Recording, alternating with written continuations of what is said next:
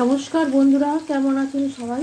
শীতকালে নানান রকমের মাছ পাওয়া যায় এবং ছোটো ছোটো এই যে ট্যাংরা মাছগুলো, এগুলো ভীষণই পাওয়া যায়, নানা রকম মাছ পাওয়া যায়। সেজন্য আজকে আমি ছোটো ট্যাংরা মাছ দিয়ে ট্যাংরা মাছের চচ্চড়ি বানাবো। এটা খুবই ঝাল ঝাল এবং খুবই টেস্টি হয়, দেখতে থাকুন।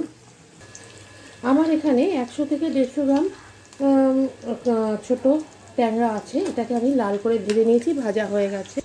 এটাতে আমি প্রথমে পেঁয়াজ দেবো। এটাতে সেরকম কিছু সবজি লাগে না, এটি বাঙালির ঘরের অতি একটি জনপ্রিয় পদ।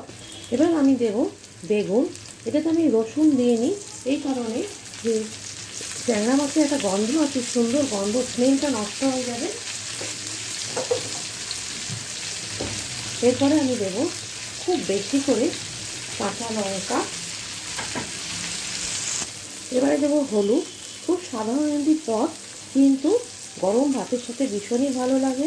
ধনেপাতা যে ডাঁটাগুলো আছে সেটা আমি পেস্ট করে এতে দেবো। রেসিপিটি যদি ভালো লাগে লাইক করবেন, শেয়ার করবেন, সাবস্ক্রাইব করে দেবেন। পাশে রাখা বেল আইকনে অবশ্যই ক্লিক করে দেবেন। পরবর্তী রেসিপিগুলো সবার আগে আপনার কাছে পৌঁছে যাবে। কমেন্ট বক্সে লিখবেন। অবশ্যই বাড়িতে বানিয়ে সকলকে খাওয়াবেন। গরম ভাতের সাথে শীতের দুপুরে একেবারে জমে যাবে।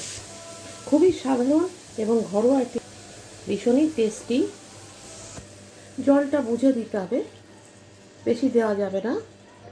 ওপরে মাছগুলোকে আমি দিয়ে দিলাম, কিছুক্ষণ ফুটবে।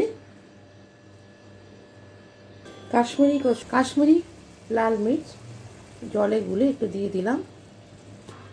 শীতের দুপুরে গরম ভাতে বাঙালির ঘরে একটি অতি লোভনীয় একটি পদ, যা প্রশস্য সাধন হবে এবং প্রত্যেকের ভালো লাগবে। ভালো থাকবেন, সুস্থ থাকবেন। নমস্কার।